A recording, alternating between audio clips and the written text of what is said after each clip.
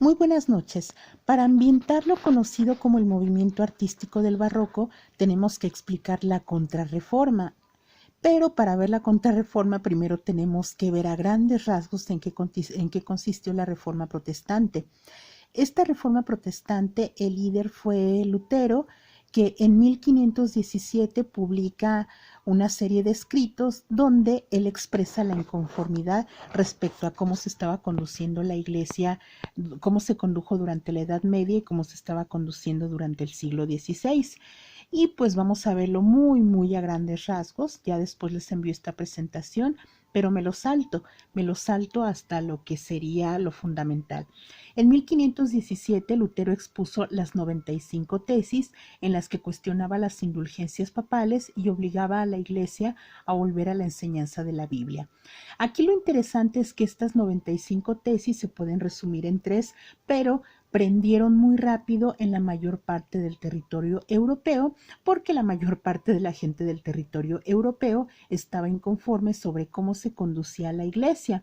Y para no hacérselas tan larga, porque todavía falta ver la contrarreforma, vamos a ver cuáles fueron estos principios fundamentales, que les digo fueron 95 tesis, pero que se resumen en estos tres principios. El primer principio era la justificación por la fe, y aquí Lutero, más que la fe y que las creencias, lo que estaba cuestionando era la utilidad o no utilidad tanto de la iglesia como de los ministros de la iglesia como intermediario entre Dios y el ser humano. La justificación por la fe significa, o según nos dice Lutero, que la salvación del ser humano, o sea, el no condenarse, el no irse al infierno, implica una fe directa, una fe en Dios, y Dios solamente va a salvar a sus elegidos. De ahí llegaron un montón de controversias dentro de la iglesia y que todavía hasta la fecha continúan. A grandes rasgos de eso se trata el primer principio.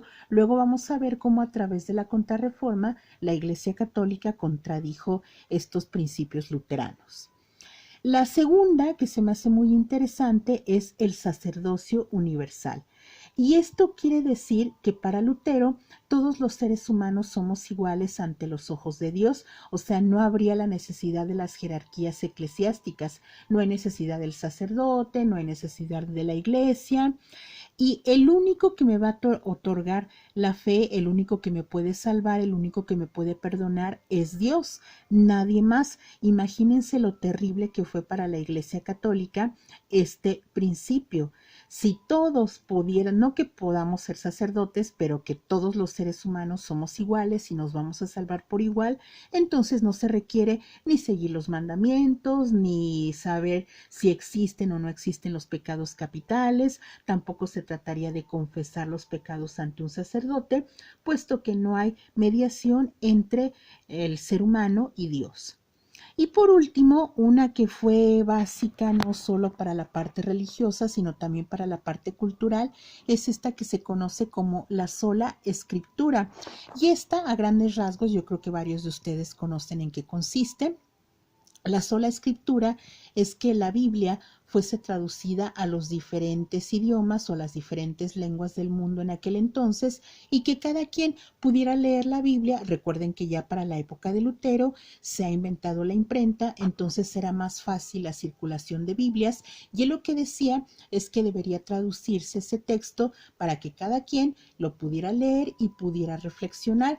¿Qué ocurría antes de que se tradujeran las Biblias? Era el clérigo el que se encargaba de interpretarlo y de llevar esa interpretación ante los fieles, lo cual pues sí provocaba como que ciertos malos entendidos. Y aquí Lutero decía: la lectura de la Biblia debe ser en el idioma original de cada persona, y cada persona la debe de leer, y ahora sí que cada quien interpretarla como Dios le dé a entender, sin la facilidad o sin la ayuda del clérigo.